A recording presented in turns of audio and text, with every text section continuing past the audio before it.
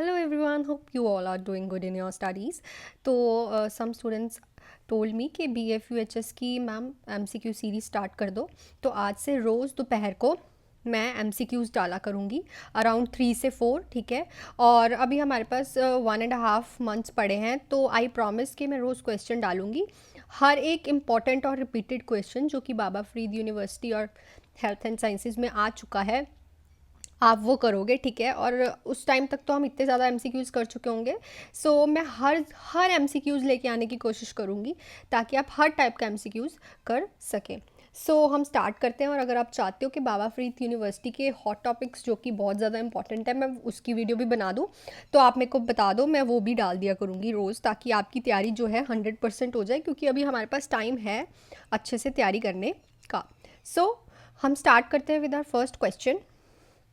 तो देखो first question क्या है. Which among the following is a medical condition in which there is a connection between pulmonary artery and aorta. इनमें से कौन सी ऐसी कंडीशन है जिसमें connection between pulmonary artery and aorta में होता है. तो ये हमारा हार्ट है. ठीक है. ये हमारा राइट एट्रियम हो गया, ये हमारा लेफ्ट एट्रियम हो गया, ये हमारा राइट वेंट्रिकुलर हो गया, ये हमारा लेफ्ट वेंट्रिकल हो गया. तो देखो पल्मनरी आर्टरी और ये पल्मनरी आर्टरी और एओर्टा के बीच में जो कनेक्शन बनता है, ये इसको हम क्या बोलते हैं. तो हमारे पास ऑप्शंस हैं: patent ductus arteriosus, transposition of great vessels, arterial septal defect या फिर वेंट्रिकुलर सेप्टल डिफेक्ट. सो इन दोनों में जो हमारा कनेक्शन बनता है उसको बोलते हैं हम पेटेंट डक्टस आर्ट्रियोसिस. क्या बोलते हैं? Patent ductus arteriosus. अब देखो ये क्या हो गया, आर्ट्रियल सेप्टल डिफेक्ट, मतलब जो एट्रियम्स के बीच में जो एक सेप्टम बन जाएगा उसको बोलते हैं हम atrial septal defect. Ventricle septal defect VSD, जब वेंट्रिकल्स के बीच में एक सेप्टम बन जाएगा. सो याद रखना क्या हो गया, ये किसको बोलते हैं हम, atrial septal defect and ventricle septal defect. तो इसका आंसर जो होगा वो है पेटेंट डक्टस आर्टरीओसिस. वो भी किस में देखने को मिलता है, हमें चिल्ड्रंस में देखने को मिलता है. और आपको एक और क्वेश्चन भी आ सकता है, इसकी ड्रग ऑफ चॉइस क्या है. तो इसकी ड्रग ऑफ चॉइस कौन सी होती है, इंडोमिथासिन. तो मैं ट्राई करूंगी कि क्वेश्चंस में से जितने क्वेश्चंस बने वो भी आपको करा दूं, तो आप वो भी साथ के साथ लिखते रहना. ठीक है. तो ये हो गया फर्स्ट क्वेश्चन. नेक्स्ट पे चलते हैं. There are a number of risk factors associated with coronary artery disease. Which of the following is a modifiable risk factor? इसमें से modifiable risk factor कौन सा होता है. अब पेशेंट को क्या है, coronary artery disease है, तो इसमें से कौन सा जो फैक्टर है हम मॉडिफाई कर पाएंगे.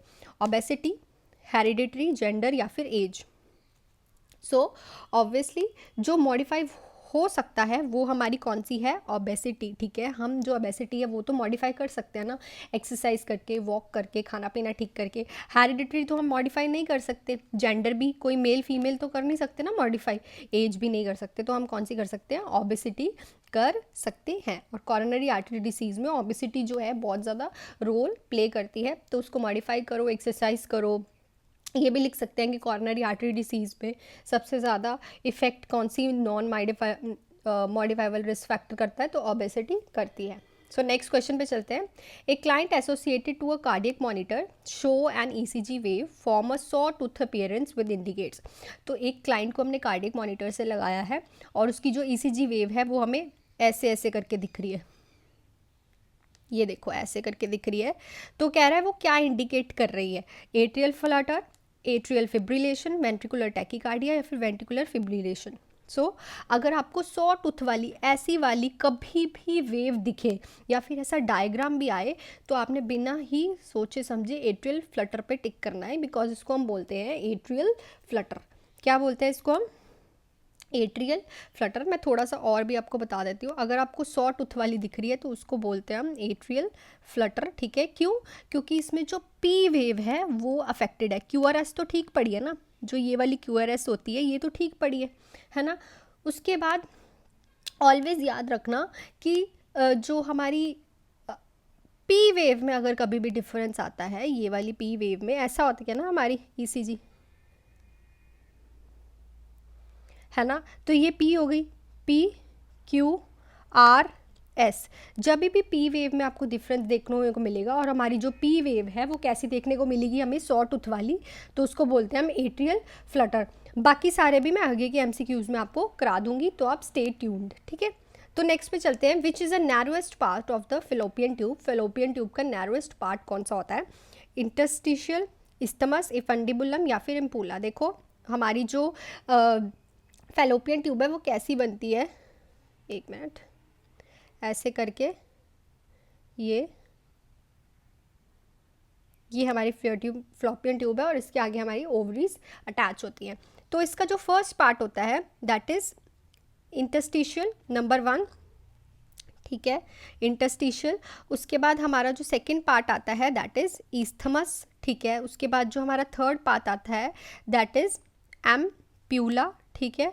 उसके बाद जो हमारा ये वाला पार्ट आता है इसको बोलते हैं हम इनफंडीबुलम। तो इसको याद रखना कि पहला कौन सा होता है, इंटरस्टिशियल, सेकंड होता है हमारे पास ईस्थमस, देन एम्प्यूला, देन इनफंडीबुलम। इसको आप ऐसे याद रखते हो, आई, ठीक है, आई, इन इज एम इन वाले जो हैं वो एंड पे आएंगे, कैसे, देखो इन और इन, बाकी बीच में आएंगे, तो बाकी 2 रह गए, एम्प्यूला यहाँ पे आएगा और इज यहाँ पे आएगा। तो याद है इंटरस्टिशियल, इस्थमस, एम्प्यूला एंड इनफंडीबुलम। तो इसको आप ऐसे याद कर सकते हो, इन वाले दोनों एंड पे आएंगे और बीच में इस्थमस एंड इम्पूला आएगा। तो जो नैरोएस्ट पार्ट होता है वो होता है फर्स्ट पार्ट, जिसको बोलते हैं हम इंटरस्टिशियल, ठीक है। और अगर आपको बोले कि वाइडेस्ट पार्ट कौन सा होता है तो वो होता है हमारा एम्प्यूला। और जहाँ पे फर्टिलाइजेशन होती है वो भी कौन सा पार्ट होता है हमारा, एम्प्यूला। तो याद रखना, narrowest part of the fallopian tube is interstitial part. Next पे चलते हैं। On prescription of oral pill to the user the health worker will ask for following except. जब हम किसी यूज़र को प्रिस्क्रिप्शन दे रहे हैं ओरल पिल की, तो जो हेल्थ वर्कर है उसके लिए ये सब आस्क करेगा, बट एक क्वेश्चन इसमें से कौन सा आस्क नहीं करेगा, उसको नहीं पूछेगा, number of live children, swelling of feet, headache या फिर काफ टेंडरनेस।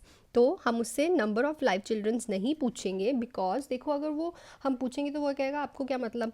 देखो स्वेलिंग ऑफ फीट्स भी देखने को मिलती है ओरल पिल से, हेडेक भी देखने को मिलती है एंड काफ टेंडरनेस भी देखने को मिलती है। सो हम उसको नंबर ऑफ़ चिल्ड्रंस जो हैं वो नहीं पूछेंगे, बिकॉज ओरल पिल्स का क्या है, तुम ले लो खुद ब खुद बंद कर लो, ठीक है, जब तुमने बंद कर ली तब तुम कंसीव कर लो, ठीक है। तो ये पूछने का कोई मतलब ही नहीं बनता। नेक्स्ट पे चलते हैं। A hospitalize client is disoriented and actively psychotic which is a nursing intervention among the following. एक क्लाइंट है जो कि डिसओरिएंटेड है और एक्टिवली साइकोटिक है, तो हम कौन सी नर्सिंग इंटरवेंशन जो हैं यूज़ करेंगे। Request that the client interact with the peer group, reality orientation, लियोथेरेपी या फिर encourage the client to participate in unit programme.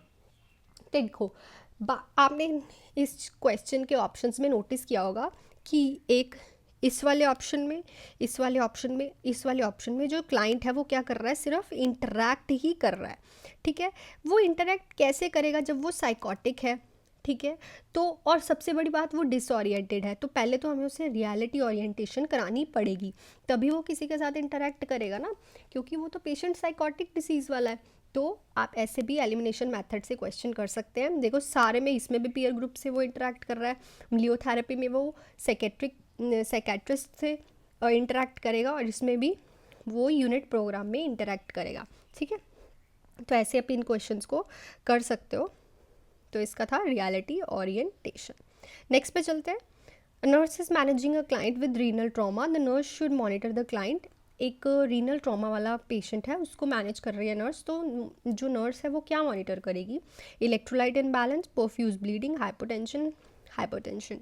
So obviously अगर रीनल वाला है तो उसको परफ्यूज ब्लीडिंग देखनी पड़ेगी, क्योंकि यहाँ पे क्या लिखा है, ट्रॉमा में हमें ब्लीडिंग देखनी पड़ती है। क्वेश्चन है विच is a nursing priority nursing diagnose for a child having ट्रेकियो oesophageal fistula. तो ट्रेकियो ईसोफेजियल फिस्टुला है, ठीक है, ट्रेकिया और ईसोफेगस में एक एबनॉर्मल कनेक्शन है, तो उसमें प्रायोरिटी नर्सिंग डायग्नोज क्या रहेगा, risk for infection, risk for aspiration, risk for impaired gas exchange या फिर risk for imbalance nutrition. So obviously जब भी वो ट्रेकिया से खाना खाएगा, सॉरी ईसोफेगस से खाना खाएगा, तो ट्रेकिया में जाने का उसका रिस्क रहेगा, तो रिस्क फॉर एस्पिरेशन जो है प्रायोरिटी नर्सिंग डायग्नोज रहेगा, ठीक है। ऑलवेज डायग्राम बनाओ अगर किसी क्वेश्चन में ऐसी डिसीज़ कंडीशन है, और देखो उसमें क्या प्रायोरिटी रह सकती है।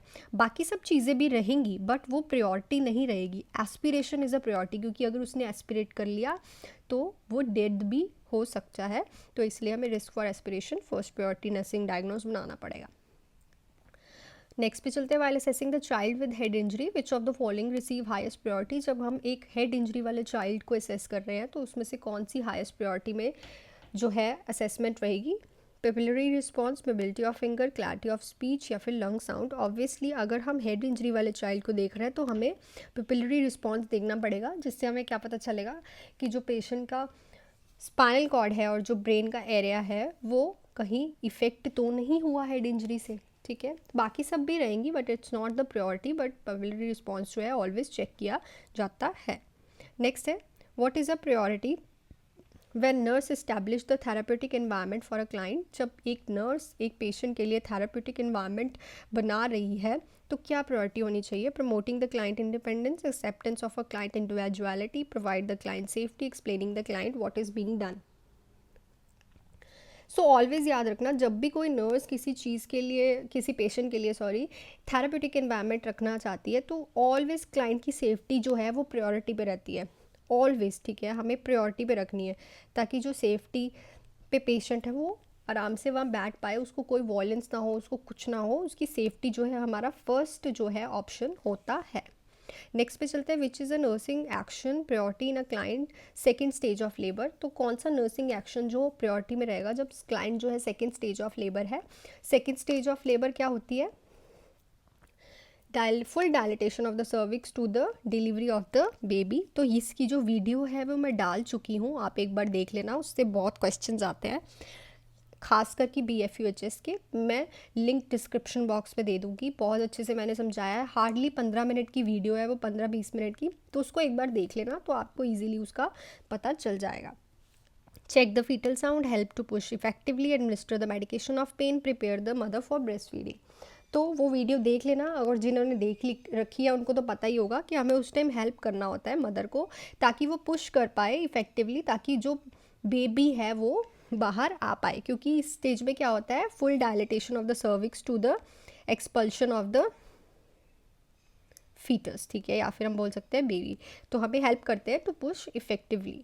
नेक्स्ट है, and the last one is, nurse should recognize the patient have coronary heart disease is receiving acetyl salicylic acid। एक पेशेंट है उसको coronary artery disease है जिसको हम एस्पिरिन भी बोलते हैं, तो वो ले रहा है, तो किस चीज़ के लिए ले रहा है? To relieve pain, reduce fever, decrease platelet addition, diminish inflammation. So obviously अगर एस्पिरिन ले रहा है तो डिक्रीज प्लेटलेट एडिशन, क्योंकि देखो किसी को आर्टरी डिसीज़ होती है तो फर्स्ट ऑफ ऑल हमें रोकना होता है कि वहाँ पे कोई थ्रोम्बस ना बने, क्या ना बने, कोई क्लॉट ना बने, कुछ इकट्ठा होकर वहाँ पे क्लॉग ना बन जाए, तो हम उसे एस्पिरिन देते हैं। क्योंकि एस्पिरिन क्या करती है, खून पतला करती है बोलते हैं ना, तो उससे क्या होगा, उसका डिक्रीज प्लेटलेट एडिशन होगा, जिससे पेशेंट को उसका रिस्क फैक्टर कम हो जाएगा, ठीक है।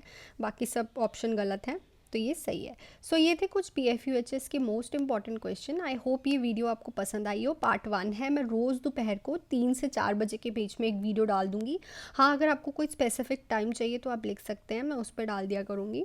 तो मैं रोज़ नए नए क्वेश्चन लेके आऊँगी, ट्राई करूँगी कि ज़्यादा से ज़्यादा हो सके, ठीक है। तो आप रोज़ करिए, एंड अगर कोई टॉपिक है एक्सप्लेनेशन के लिए तो लिख दीजिए, और अगर हॉट टॉपिक आपको समझना है तो उस पर भी कमेंट कर दीजिए। सो थैंक यू सो मच। और अगर आप वीडियो ये अभी तक देख रहे हैं तो please hit the like button and subscribe to my channel and share with your fellow friends. So thank you so much, all the best.